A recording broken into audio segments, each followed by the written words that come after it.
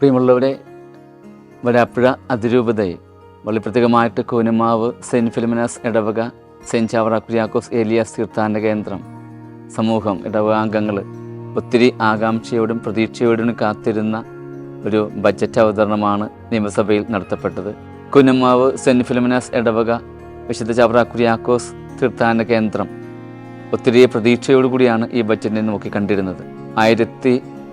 1837 July 16 കൂനമാവിൽ വിശുദ്ധ ഫിലോമിനായുടെ നാമധേയത്തിലുള്ള ഒരു കപ്പേളയ്ക്ക് അടിസ്ഥാനമിട്ടത്. 1837 September 8 അന്നത്തെ ആ കപ്പേള ആശീർവദിച്ചു.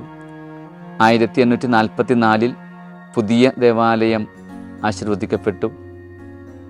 1857 കൂനമാവ് സെൻറ്റ് ഫിലോമിനാസ് ഇടവകയോട് ചേർന്ന്, ദേവാലയത്തോട് ചേർന്ന് ഒരു പുരുഷന്മാർക്ക് വേണ്ടിയുള്ള ആദ്യ സന്യാസ ഭവനം സ്ഥാപിക്കപ്പെട്ടത്.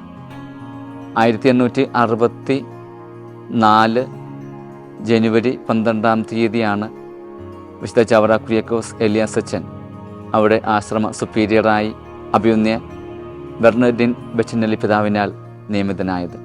1837 കൂനമാവ് ഇടവക സ്ഥാപിക്കുവാനുള്ള പ്രധാന വ്യക്തിയും അന്ന് വരാപ്പുഴ സെമിനാരിയുടെ റക്ടറായിരുന്ന ഫാദർ ബെർണഡിൻ ബച്ചിന്നലി പിതാവ് തന്നെയാണ്.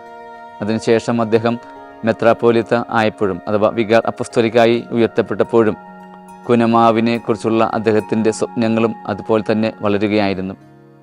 ആ കാലഘട്ടത്തിലാണ് റോക്കോസ് ശീസ്മ ശക്തി പ്രാപിച്ചത്.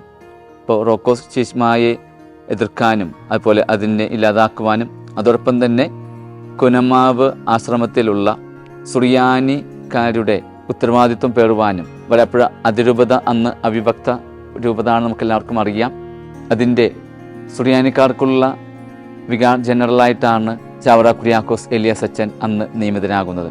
1864 1861 ജൂൺ 8 കൂനമാവിലേക്ക് മാന്നാനത്ത് നിന്നും ചാവറ കുര്യാക്കോസ് ഏലിയാസ് അച്ഛനെ ബെർണഡിൻ ബച്ചിന്നലി പിതാവ് വരാപ്പുഴയിലേക്ക് കൊണ്ടുവരുന്നതും, തുടർന്ന് 1864 മുതൽ അദ്ദേഹം കൂനമാവിൽ താമസിച്ചുകൊണ്ട് തൻ്റെ അജപാലന ദൗത്യം നിർവഹിക്കുകയായിരുന്നു. പ്രത്യേകിച്ച് ഒരു ആശ്രമ സുപ്പീരിയർ എന്ന നിലയിൽ എല്ലാ ഭവനങ്ങൾ കയറിയിറങ്ങുവാനും, അതുപോലെ അവിടെയുള്ള ജനങ്ങളുമായിട്ട് വളരെ നല്ല സൗഹൃദ ബന്ധം പുലർത്തുവാനും കുര്യാക്കോസ് ഏലിയാസ് അച്ഛന് കഴിഞ്ഞു. 1864 മുതൽ 1871 വരെയുള്ള 7 വർഷത്തെ ജീവിതം കൊണ്ട് കൂനമാവിനെ ഒരു വിശുദ്ധിയുടെ ഗന്ധമുള്ള മണമാക്കി മാറ്റുവാൻ അദ്ദേഹത്തിൻ്റെ വിശുദ്ധ ജീവിതം കൊണ്ട് കഴിഞ്ഞു. അതുപോലെ തന്നെ അദ്ദേഹം ആ താമരെ ആശ്രമ സുപ്പീരിയറായിരുന്ന അതേ കാലഘട്ടത്തിൽ തന്നെയാണ് 1866 മദർ ഏലിശോയ സന്യാസിനിയായി അവിടെ പനമ്പ് മഠത്തിൽ അവരോധിക്കുന്നതും, തുടർന്ന് കർമ്മലീത്ത സഭയുടെ സന്യാസ സഭയ്ക്ക് മദർ ഏലിശോ തുടക്കമിടുന്നതും, മദർ ഏലിശോടൊപ്പം തന്നെ മകൾ അന്നയും അതുപോലെ തന്നെ മറ്റൊരു സിസ്റ്ററും അതിനോടൊപ്പം തന്നെ സന്യാസ അർത്ഥികളായി ജീവിതം ആരംഭിച്ചു 1866 ഫെബ്രുവരി 13. തുടർന്ന് അങ്ങോട്ട് വിശുദ്ധിയുടെ പടവുകൾ ഓരോന്നോരോന്നായി അദ്ദേഹം ചവിട്ടി കയറുകയായിരുന്നു. 1866 ബെർണഡിൻ ബച്ചിന്നലി പിതാവ് എല്ലാ പള്ളികൾ തോറും പള്ളിക്കൂടം സ്ഥാപിക്കണമെന്നുള്ള, പള്ളിക്കൊപ്പം പള്ളിക്കൂടം എന്നുള്ള ആശയം പ്രചരിപ്പിക്കുന്നതും, 1866 മാർച്ച് മാസത്തിൽ അത് രേഖാമൂലം എഴുതി നൽകുകയും ചെയ്തു. അന്ന് ചാവറ കുര്യാക്കോസ് ഏലിയാസ് അച്ഛൻ അദ്ദേഹത്തോടൊപ്പം ചേർന്ന് അതിന് എല്ലാ പിന്തുണയും നൽകി പള്ളിക്കൊപ്പം പള്ളിക്കൂടം എന്നുള്ള ആശയത്തെ പ്രാവർത്തികമാക്കുവാൻ ബെർണഡിൻ ബച്ചിന്നലി പിതാവിനോടൊപ്പം നിന്ന് പ്രവർത്തിച്ചു എന്നുള്ളത് എടുത്തു പറയത്തക്ക ഒരു കാര്യമാണ്. അതുപോലെ തന്നെ 1866 കൂനമാവിൽ 40 മണിക്കൂർ ആരാധന ഫെബ്രുവരി മാസത്തിൽ തുടങ്ങുന്നത്. അതും ബെർണഡിൻ ബച്ചിന്നലി പിതാവിൻ്റെ ആഹ്വാനപ്രകാരമാണ് ഈ 40 മണിക്കൂർ ആരാധന കേരളത്തിൽ ആദ്യമായി കൂനമാവിൽ തുടങ്ങിയത്. അന്ന് തുടങ്ങിയ ആ 40 മണിക്കൂർ ആരാധന ഇന്നും മുടങ്ങാതെ നടത്തിക്കൊണ്ടു പോകുന്നു എന്നുള്ളതാണ്. 1864 ജനുവരിയിൽ തുടങ്ങിയ കൂനമാവിൽ അദ്ദേഹത്തിൻ്റെ ജീവിതം 1871 ജനുവരി 3 കൂനമാവിൽ ദൈവസന്നിധിയിലേക്ക് വിളിക്കപ്പെടുന്നത് വരെ ധന്യമായി അദ്ദേഹം നിർവഹിച്ചു. തുടർന്ന് ജനുവരി 4 അദ്ദേഹത്തിൻ്റെ ഭൗതിക ശരീരം കൂനമാവ് ദേവാലയത്തിൽ അടക്കം ചെയ്യപ്പെട്ടു.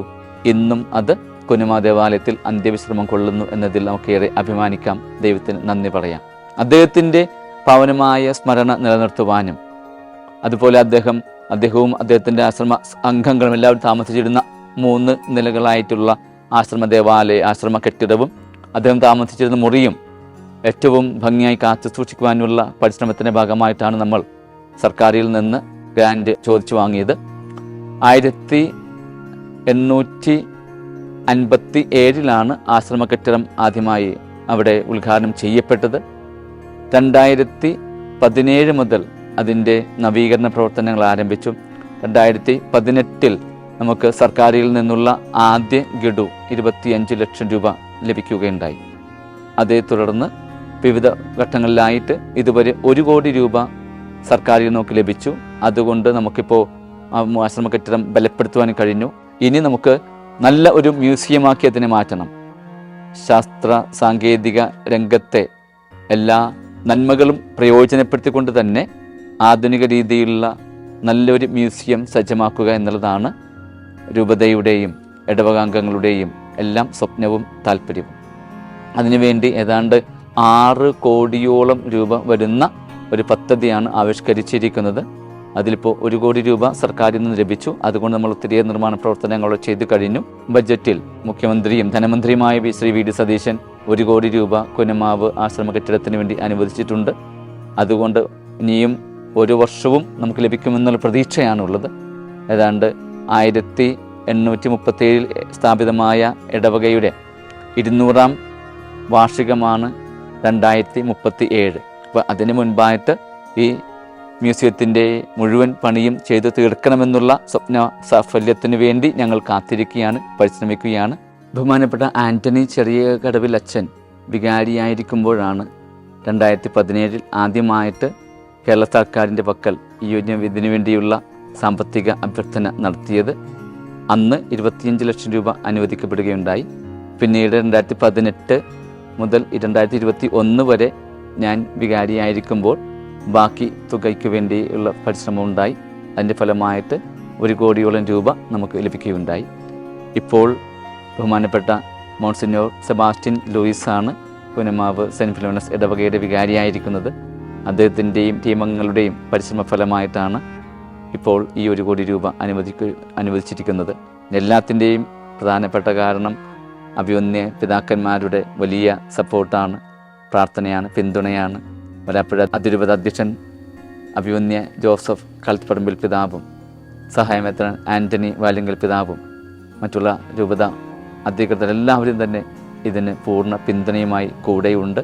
അതുകൊണ്ട് തന്നെയാണ് എല്ലാ കാര്യങ്ങളുമായിട്ട് മുന്നോട്ട് പോകാൻ കഴിയുന്നത്. വിശുദ്ധ ചാവറ കുര്യാക്കോസ് അച്ഛൻ്റെയും വിശുദ്ധ ഫിലോമിനയുടെയും അതുപോലെ വാഴ്ത്തപ്പെട്ട മദർ എലിശ്വായുടെയും വിശുദ്ധ എവുപ്രാസ്യമ്മയുടെയും ഒക്കെ കാൽപാദം പതിഞ്ഞ മണ്ണാണ് കുനുമാവിൻ്റേത്. വിശുദ്ധിയുടെ മണ്ണമുള്ള മണ്ണാണ്.